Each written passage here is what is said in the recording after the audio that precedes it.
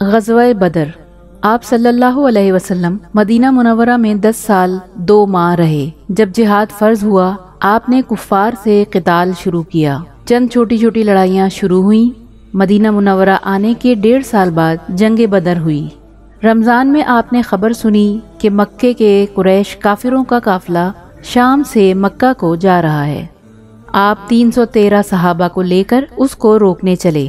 یہ خبر مکہ پہنچی۔ کفار قریش 1000 مسلح آدمی لے کر روانہ ہو گئے۔ قافلہ دوسری طرف سے نکل کر مکہ جا پہنچا اور بدر کے مقام پر ان 1000 مسلح کفار سے 313 بے سر و سامان مسلمانوں کی لڑائی ہوئی۔ اللہ تعالیٰ نے مسلمانوں کو فتح دی اور کافر قتل ہوئے اور قید ہوئے۔ سورہ انفال میں یہ قصہ بیان کیا گیا ہے۔ اس میں سے چند آیتوں کا ترجمہ یہ ہے: اور اس وقت کو یاد کرو جب خدا تم سے وعدہ کرتا تھا کہ 2 گروہوں میں سے ایک گروہ تمہارا ہو جائے گا، اور تم چاہتے تھے کہ جو قافلہ بے شوکت یعنی بے ہتھیار ہے وہ تمہارے ہاتھ آ جائے، اور اللہ چاہتا تھا کہ اپنے فرمان سے حق کو قائم رکھے اور کافروں کی جڑ کاٹ دے۔ ترجمہ: تاکہ سچ کو سچ اور جھوٹ کو جھوٹ کر دے۔ گو مشرک ناخوش ہی ہوں جب تم اپنے پروردگار سے فریاد کرتے تھے تو اس نے تمہاری دعا قبول کر لی۔ ہم 1000 فرشتوں سے جو ایک دوسرے کے پیچھے آتے رہیں گے تمہاری مدد کریں گے۔ ترجمہ: جب تمہارا پروردگار فرشتوں کو ارشاد فرماتا تھا کہ میں تمہارے ساتھ ہوں، تم مومنوں کو تسلی دو کہ ثابت قدم رہیں۔ ترجمہ: میں ابھی ابھی کافروں کے دل میں رعب ڈالے دیتا ہوں تو ان کے سر اڑا دو، ان کا پور پور مار کر توڑ دو۔ یہ سزا اس لیے دی گئی کہ انہوں نے خدا اور اس کے رسول کی مخالفت کی۔ جو شخص خدا اور اس کے رسول کی مخالفت کرتا ہے تو خدا بھی سخت عذاب دینے والا ہے۔ یہ مزہ تو یہاں چکھو، اور کافروں کے لیے دوزخ کا عذاب بھی تیار ہے۔ ہم نے دیکھا کہ اللہ میاں مسلمانوں کی کس طرح مدد کرتے ہیں، لیکن صرف اس وقت جب لڑائی صرف اللہ کے لیے لڑی جائے۔ اور ہم نے یہ بھی سن لیا کہ جو شخص خدا اور اس کے رسول کی مخالفت کرتا ہے تو اللہ میاں اس کو سخت عذاب دیتے ہیں۔ چنانچہ اللہ میاں پھر مسلمانوں کو نصیحت کرتے ہوئے فرماتے ہیں۔ ترجمہ: اے اہل ایمان، جب میدان جنگ میں کفار سے تمہارا مقابلہ ہو تو تم ان سے پیٹھ نہ پھیرنا، اور جو شخص امروز پیٹھ پھیرے گا سوائے اس کے کہ لڑائی کی کوئی حکمت ہو یا اپنی فوج میں جا ملنا چاہے وہ مستثنا ہے۔ باقی اور جو ایسا کرے گا وہ خدا کے غضب میں گرفتار ہو گیا، اور اس کا ٹھکانہ دوزخ ہے، اور وہ بہت بری جگہ ہے۔ جنگ بدر کا یہ تھوڑا سا واقعہ قرآن پاک میں سے نقل کیا گیا ہے۔ اب جب آپ خود قرآن پاک پڑھ رہے ہوں تو جب یہ سمجھ کر پڑھیں گے تو انشاءاللہ پورا واقعہ آپ کے سامنے آئے گا۔ غزوہ احد 3 ہجری۔ غزوہ بدر کے بعد کافروں سے چند چھوٹی چھوٹی لڑائیاں اور جھڑپیں ہوئیں۔ پھر جنگ بدر کے 1 سال بعد جنگ احد ہوئی، جس کا قصہ 4 پارے کے نصف پاؤ سے شروع ہو کر نصف کے کچھ بعد تک پہنچتا ہے۔ کافروں کو بدر میں شکست کا رنج تھا۔ وہ اس کا بدلہ لینے کے لیے 1 سال بعد مدینہ منورہ پر چڑھ آئے۔ ہمارے پیارے نبی صلی اللہ علیہ وسلم نے مسلمانوں سے مشورہ کیا، طے پایا کہ مدینہ منورہ سے باہر جا کر مقابلہ کیا جائے۔ 1000 مسلمانوں کا لشکر روانہ ہوا، جبکہ کافروں کا لشکر 3000 تھا۔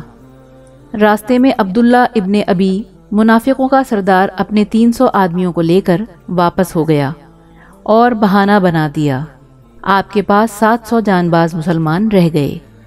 آپ نے کوہ احد پہنچ کر 50 تیر اندازوں کو پہاڑ کے اہم مقامات پر بٹھا دیا اور بہت بہت تاکید کر دی، اور حکم دیا کہ میری اجازت کے بغیر تم اپنی جگہ نہ چھوڑنا، خواہ ہمیں شکست ہو یا فتح، تم اپنی جگہ پر ڈٹے رہنا۔ جب جنگ شروع ہوئی تو اول مسلمانوں کو فتح ہوئی اور مسلمان مال غنیمت جمع کرنے لگے۔ یہ دیکھ کر وہ مسلمان جن کو پہاڑ کی اہم جگہوں پر کھڑا کیا گیا تھا، 10 آدمیوں کے سوا باقی سب اپنی جگہوں کو چھوڑ کر آ گئے۔ پہاڑ کی اہم جگہوں کی طرف سے جن کو مسلمانوں نے نبی صلی اللہ علیہ وسلم کی مرضی کے خلاف چھوڑ دیا تھا، کافروں نے حملہ کر دیا، جس کی وجہ سے مسلمانوں کے پیر اکھڑ گئے اور 70 مسلمان اسی جنگ میں شہید ہو گئے۔ जिन में हज़रत हमज़ा रज़ी अल्लाह ताला अन्हु हुजूर सल्लल्लाहु अलैहि वसल्लम के चचा भी शामिल हैं। हुजूर सल्लल्लाहु अलैहि वसल्लम के पैर में ज़ख़म आए, जिससे ये अफवाह फैल गई कि हुजूर सल्लल्लाहु अलैहि वसल्लम शहीद हो गए।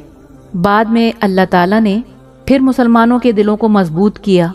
मुसलमान फिर जमकर लड़े और काफिर मैदान उहद छोड़कर चले गए। हम यहाँ कुरान पाक की चंद आयतें इस जंग उहद से मुताल्लिक़ आपको सुनाते हैं। जब आप खुद पढ़ेंगे तो सब खुद समझ लेंगे। तर्जुमा। और जबकि आप सुबह के वक्त घर से चले मुसलमानों को लड़ने के लिए मकामात पर जमा रहे थे और अल्लाह ताला सब सुन रहे थे, सब जान रहे थे। जब तुम में दो जमातों ने दिल में ख्याल किया कि हिम्मत हार दें, और अल्लाह ताला तो इन दोनों जमातों का मददगार था, और बस मुसलमानों को अल्लाह पर एतमाद करना चाहिए। फिर आगे चलकर फरमाते हैं, तर्जुमा, और सुस्त न हो और गम न खाओ, और तुम ही गालिब रहोगे अगर तुम ईमान रखते हो। मुसलमानों को तसल्ली देते हुए अल्लाह ताला फरमाते हैं, तर्जुमा, अगर तुमको ज़ख़म पहुँच जाए तो इस कौम को भी ऐसा ही ज़ख़म पहुँच चुका है। फिर अल्लाह ताला मुसलमानों को नसीहत करते हुए फरमाते हैं, तर्जुमा, और यकीनन अल्लाह ताला ने तुमसे अपना वादा सच कर दिखाया था जिस वक्त तुम उन कुफ़ार को बहुक्म खुदाबंदी कत्ल कर रहे थे, यहाँ तक कि तुम खुद ही कमज़ोर हो गए और बाहम हुक्म में इख्तिलाफ करने लगे, और तुम कहने पर न चले बाद उसके कि तुमको तुम्हारे दिल की बात दिखला दी थी। मुसलमानों को काफिरों के मुकाबले में शिकस्त अल्लाह और उसके रसूल की इताअत की कमज़ोरी की वजह से होती है। जैसा कि आपको बताया जा चुका है कि हमारे प्यारे नबी सल्लल्लाहु अलैहि वसल्लम ने 50 तीर अंदाज़ों को चंद जगहों पर बिठा दिया था और ताकीद कर दी थी कि वहाँ से न हटें, लेकिन सिवाय 10 के बकिया लोग वहाँ से हट गए। अल्लाह ताला इसी बात को इस तरह फरमाते हैं, तर्जुमा, और जब तुम्हारी ऐसी हार हुई जिससे 2 हिस्से तुम जीत चुके थे, तो क्या तुम यूं कहते हो कि ये किधर से हुई? फरमा दीजिए कि तुम्हारी तरफ से हुई। बेशक अल्लाह ताला को हर चीज़ पर पूरी कुदरत है। ये आयत हमने बहुत थोड़ी सी नकल की हैं। जब आप कुरान पाक खुद पढ़ेंगे तो तमाम हालात आपके सामने आ जाएंगे। ग़ज़वा उहद से हमको 2 बातों का सबक मिलता है। अव्वल, मुसलमानों को सिर्फ अल्लाह पर भरोसा करना चाहिए कि फ़तह और शिकस्त सिर्फ अल्लाह के इख्तियार में है। सिर्फ तादाद या हथियारों की ज़्यादती फ़तह नहीं करा सकती।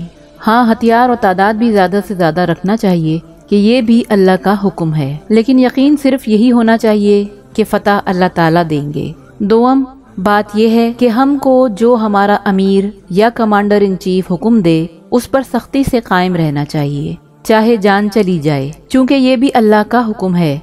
लड़ाई में फ़तह हासिल करने के लिए ये भी ज़रूरी है। हमें इन बातों का ख्याल रखना चाहिए। अगर आप ऐसी ही मज़ीद वीडियोज़ देखना चाहते हैं तो इस्लामियात चैनल को सब्सक्राइब ज़रूर करें। शुक्रिया।